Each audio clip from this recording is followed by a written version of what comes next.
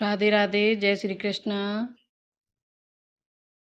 आपको कामिनी एकादशी की हार्दिक शुभकामनाएं। आज की वीडियो में मैं आपके साथ शेयर कर रही हूं कि कामिनी एकादशी की पूजा आपको कैसे करनी है। तो इसके लिए आपको पहले ज़मीन को अच्छी तरीके साफ़ कर लेना है। आप गंगा जल छिड़क सकते हैं, चाहे तो हल्दी मिलाकर पानी भी छिड़क सकते हैं। आपको सफाई कर लेनी है जिस जगह पर आप पूजा कर रहे हैं। और फिर आपको एक चौकी बिछा लेनी है।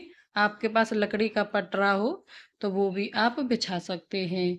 इसके बाद आपको लेना है एक पीला कपड़ा। वैसे तो सावन का महीना चल रहा है, अगर पीला कपड़ा ना हो तो आप हरा कपड़ा भी ले सकते हैं।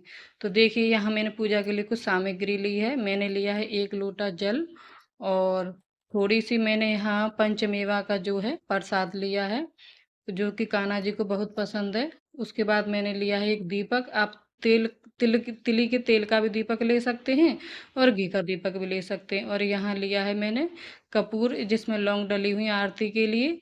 और यह धूप बत्ती ली है सुगंधित करने के लिए। सुगंध जो है लक्ष्मी नारायण भगवान को बहुत पसंद है। और यहाँ मैंने इत्र लिया है, इत्र अर्पण करने के लिए। यह मंजरी युक्त तुलसी दल लिया है मैंने कान्हा जी के लिए। और कल जो सोमवार है ना, तो हरिहर का जो मिलन हो रहा है, इसके लिए मैंने काले तिल का प्रयोग पूजा में किया है। आप चाहें तो सफ़ेद तिल का भी कर सकते हैं। और यहाँ गणेश जी के लिए, माता पार्वती के लिए मैंने रोली ली है, कुछ थोड़े से फूल लिए हैं और दक्षिणा ली है। और अब फल में आप जो चाहें ले सकते हैं। मेरे पास अनार थे, वो मैंने ले लिए हैं। अब सबसे पहले मैंने अपने गोपाल जी को यहाँ विराजमान कर लिया है। स्नान तो मैंने इनको पहले ही करा दिया है। और गणेश जी को विराजमान कर लिया है। और महादेव पार्वती के परिवार की फ़ोटो है, उस उन्हें भी मैंने यहाँ चौकी पर विराजमान कर लिया है। क्योंकि कल सावन का भी सोमवार है और एकादशी का व्रत है। तो इस तरीके से हम पूजा की शुरुआत करनी है कुछ आपको।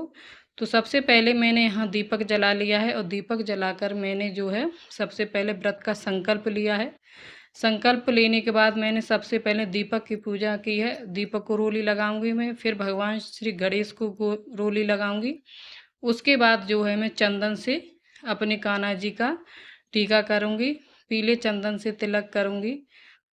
और फिर पीले गोपाल जी को तिलक लगाने के बाद जो है मैं शिव शंकर भगवान को भी जो है पीला चंदन से ही तिलक करूंगी। उसके बाद जो है मैं रोली से जो तुलसी माता आप देख रहे हैं, यह मैंने एक लोटे में जो है बृहस्पतिवार के दिन इस तरीके से रख देती हूँ। 8 दिन तक इनको रखे रहने देती हूँ। 8 दिन बाद ही मैं यह जो जल बचता है ना, इसे पूरे घर में छिड़क देती हूँ। और 8 दिन तक मेरी जो है ये तुलसा जी इसी तरीक़ा से बनी रहती है। ये हमेशा मैं अपने गोपाल जी के पास मंदिर में हमेशा रखती हूँ। आपको देखने को मिलेंगी ज़्यादातर वीडियो में ये। और आप चाहें तो तुलसी का पौधा भी, गमला भी रख सकते हैं, तो यह बहुत अच्छा रहता है। इसके बाद जो है मैं कलावा रूपी वस्त्र अर्पण करूंगी। तो मैंने जो कलावे पर ही है, इसी पर इत्र लगा लिया है। इत्र के सुगंधित वस्त्र मैंने अर्पण कर दिए हैं गणेश भगवान को। इसके बाद जो है मैं शिव शिव पार्वती परिवार की जो तस्वीर है, उनके लिए भी मैं जो है कलावा रूपी वस्त्र अर्पण करूंगी। आप चाहें तो जनेऊ भी अर्पण कर सकते हैं गणेश भगवान को और शिव शंकर भगवान को। लेकिन मैंने यहाँ जो है आपको यह कलावा रूपी वस्त्र अर्पण करके आपको दिखा रही हूँ। और कान्हा जी का तो मैंने सुबह ही श्रृंगार कर दिया था इत्र की मालिश। और जो है अष्टगंध से आप उनको नहलाएं, पंचामृत से भी आप नहला सकते हैं। और चाहें तो अष्टगंध चंदन को पानी में घोल कर भी आप गोपाल जी को नहला सकते हैं। तो उनकी तो सेवा पानी सुबह हो गई है। तो अब मैं आपको दिखा रही हूँ यहाँ पे इस तरीके से जो है आपको कल पूजा करनी है। अब जो है मैं यहाँ वस्त्र अर्पण करने के बाद फूल चढ़ाऊंगी। आप चाहें तो पीले गेंदे के, कनेर के फूल चढ़ा सकते हैं, लाल गुलाब के फूल चढ़ा सकते हैं, गुड़हल के फूल चढ़ा सकते हैं। मेरे पास यह जो फूल उपलब्ध थे, वही मैंने इनको चढ़ा दिया है। भगवान भाव के भूखे होते हैं। आपसे जो बन सके, जितनी बन सके उतनी सेवा आप करें। सच्चे मन से करें, सच्चे भाव से करें। और मन पहले, सबसे पहले मन की शुद्धि करें, आपकी भगवान पूजा स्वीकार जरूर करेंगे, आपकी सभी मनोकामनाएं अवश्य पूर्ण करेंगे। तो यहाँ मैंने कान्हा जी को तुलसी दल अर्पण कर दिया है। अब जो है मैं भगवान भोले बाबा को जो ये बेलपत्र अर्पण करूँगी। तो इसके लिए मैंने पहले पीले चंदन से राम लिख लिया है। आप चाहें तो 108 बिंदी भी पीले चंदन की जो है लगाकर या फिर शहद लगाकर या चावल लगाकर जो है अर्पण कर सकते हैं। वैसे तो सावन सोमवार की जो पूजा विधि होती है उसकी वीडियो मेरे चैनल पर आपको मिल जाएगी कि कैसे आपको सावन सोमवार की सरल पूजा विधि करनी है। तो आप जो है पूरी शिव जी की जो सोमवार के दिन पूजा करी जाती है उसकी विधि वीडियो आप देख सकते हैं। तो यहाँ मैंने भोग के लिए पहले गणेश भगवान को भोग लगाया है, उसके बाद में जो है मैं कान्हा जी को भोग लगाऊंगी। तो यहाँ मेरे पास अनार थे, वह मैंने भोग में लगा दिया। पंचमेवा का जो प्रसाद है वह भी मैंने भोग में लगा दिया। अब आप पूछेंगे कि प्रसाद में तुलसी दल नहीं है, तो ऐसा है कि तुलसी जो आप देख सकते हैं पास में रखी हुई हैं, तो कोई ज़रूरी नहीं है कि हर चीज़ में आपको तुलसी डालने की ज़रूरत पड़े। तो अब यहाँ पर मैं धूप बत्ती जलाकर धूप दिखा दूंगी भगवान को। उसके बाद जो है मैं अब आप कथा सुनेंगे। तो इसके लिए आप हाथ में कुछ दक्षिणा, कुछ फूल और सफ़ेद तिल लेकर आपको कथा सुननी है। आप कथा चाहें तो सुबह सुन सकते हैं, अगर आपको सुबह ज़्यादा टाइम ना मिले, सुबह ज़्यादा पूजा पाठ रहती है, मंदिर भी जाना होता है, घर की भी पूजा होती है, पार्थिव शिवलिंग की पूजा भी करनी होती है, तो इसके लिए आप पूजा कर सकते हैं। शाम को आप कथा सुन सकते हैं। अगर आपके पास समय हो तो आप इस तरीके से कथा सुने और शिव सहस्त्र नाम का पाठ कर सकते हैं। सोमवार के व्रत की कथा सुन सकते हैं और व्रत की कथा सुनने के बाद जो है भगवान के चरणों में ये फूल अर्पण कर दें। और जो तिल है उन्हें या फिर फूल और जो तिल हैं जो आपने कथा सुनी है इनको इस लोटे में डाल सकते हैं। इसके बाद इस लोटे का आपको सूर्यदेव भगवान को अर्घ देना है। तो इस तरीके से जो है हाथ में जल लेकर 5 बार उबार कर जमीन में आपको छोड़ देना है।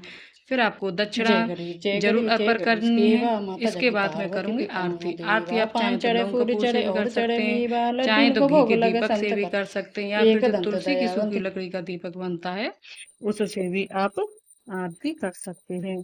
तो आपको सभी भगवान को आरती दिखानी है। उसके बाद जो है ये लौंग कपूर की आरती मैं अपने पूरे घर में घुमाऊंगी। इससे जो है सकारात्मकता का वास आपके घर में रहता है। इस तरीके से आपको जो है कल के जो व्रत की पूजा विधि है एकादशी की, इस तरीके से आप करें। यह सरल ही पूजा विधि है। उस पूजा करने के बाद ही आपको जो है कुछ खाना या पीना है।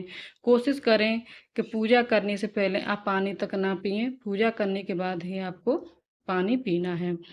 इसके बाद आप कुछ फल ले सकते हैं, दूध से बनाई मिठाई भी ले सकते हैं, और शाम को आप चाहें तो फलाहार कर सकते हैं, जिसमें जो है आप दूध से बनी मिठाई या फिर साबूदाना की खिचड़ी, आलू की कोई भी, या फिर दूध से बनी हुई कोई साबूदाना की खीर बना सकते हैं। आप कूटू के आटू के पकौड़े जो बनते हैं, सिंगाड़े की लापसी भी बना सकते हैं, क्योंकि सोमवार का भी व्रत है। सोमवार के व्रत में भी ये सावन के जो 4 सोमवार होते हैं इनमें जो है अन्न नहीं खाया जाता है, तो ये भी फलाहार होते हैं। और एकादशी में तो वैसे भी अन्न नहीं खाया जाता है। तो इस तरीके से आपको शाम को फलाहार बना लें। कूटू जो सिंगाड़े के आटे की जो लपसी होती है ना, वो शिव जी भगवान को बहुत ही पसंद होती है। और कल तो बड़ा ही अद्भुत संयोग है, हरि और हर का मिलन हो रहा है, तो आपको उसी हिसाब से देख लेना। जो कुछ प्रसाद आप बनाएं पहले आपको भगवान को जरूर अर्पण करना है, थोड़ा सा गौ माता को खिलाना है, उसके बाद ही आपको जो है प्रसाद ग्रहण करना है। इससे आपको पूजा का पूरा फल, व्रत का पूरा फल मिलेगा। तो आपको जो है मेरी जो हाँ, और आपको पारण का समय बता देती हूँ। पारण का समय जो है वो है परसों मंगलवार को 22 तारीख को सुबह 5:35 से 7:05 के बीच में आपको पारण करना है। पारण के लिए आपको चावल जरूर बनाने हैं। तो चावल खाने के बाद ही आपको व्रत का पारण करना है। तो चावल बना लें और थोड़े से चावल पहले कान्हा जी का भोग लगाएं और फिर गौ माता के लिए निकालें। उसके बाद ही आपको हो सके तो एक समय का भोजन आपको दान करना है, चाहे पका हुआ कर सकते हैं या फिर आप कच्चा कर सकते हैं। तो आपको अगर मेरी वीडियो अच्छी लगी हो तो मेरे चैनल को सब्सक्राइब कर लें, लाइक कर लें और बेल आइकन को प्रेस कर दें ताकि आने वाली वीडियो की नोटिफिकेशन आपको मिल सके। राधे राधे, जय श्री